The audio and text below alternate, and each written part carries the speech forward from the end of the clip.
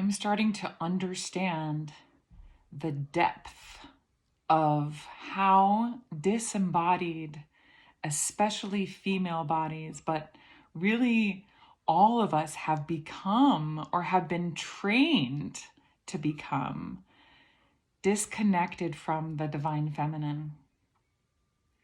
Because as we reason our way through life with our left brain, as we segment, as we are taught that we're supposed to segment parts of ourselves and only segment and not integrate into the right brain,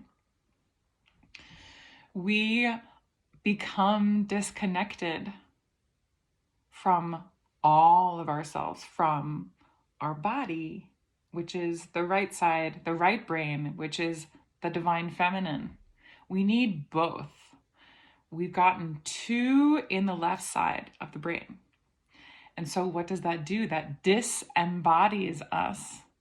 And so we lose connection, each one of us, from intuition, which is a thing that we all have, from our ability to channel insights from our guides, something that we all have, which is from our ability to be connected to love,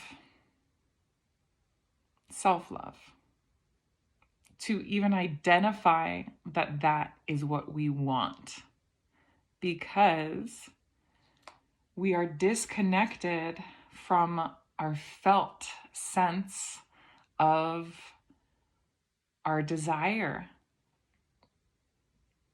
and that desire is valid and that desire is important. And in as much as we don't work on it and presence it in our conscious mind, we practice the disembodiment in and as much as we don't bring into practice re-embodiment, movement, softness, soft loving awareness through our practices, whichever ones resonate with us. Moving, voicing, breath work, whatever brings us back to authentic, embodied sense of presence, fullness of presence, we can default to our conditioned mind, which might very well be disembodied. And so often when we are stuck in confusion, what do I want? Often that is a symptom of disembodiment. The confusion of the waters, because the water is not clear. The water of the body, we are more than 2/3 water, which is why we're so affected by the moon. Have you been wanting to express yourself more recently? It's because the full moon is in Leo, and that's also connected, but I don't need to go there so much right now. What is wanting to integrate in your body today? Is it coming home to yourself just a little bit more with this felt sense of presence, with emotion, with movement, with soft, loving touch?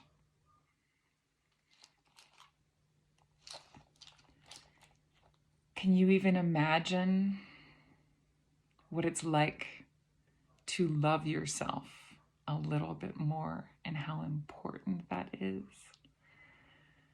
Does self-love even resonate with you? Because if that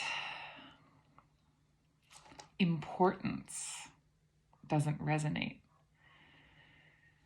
the depth of loss in connection there is so deep. And I've been there. I have been there. I thought self-love, the idea of self-love, was like super corny, cheesy, and stupid. And then I started sound meditation, breath work, voice activation in a therapeutic way. well. All of those places I found that wanted more love and wanted to come back to my wholeness were so vast. And the amount of fulfillment that has been possible since then, the amount of love that I have been able to give myself since then is so vast. The way that I talk to myself now as I wake up and experience of fulfillment in my life, the experience of cooking myself an amazing breakfast, so amazing that I couldn't take a bite without explaining through my mouth how amazing it was. Oh, yeah, and the dog agrees. Yes, it was amazing.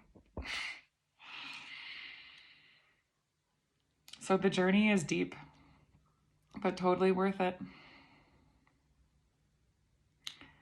And if you feel that disconnection and lack of resonance with that word self-love,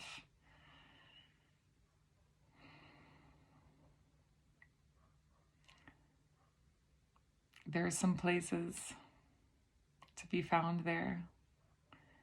And I'm sending all of those places love today.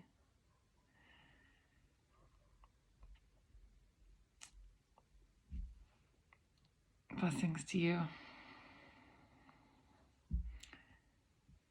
What would it feel like to just move into the body a little bit more?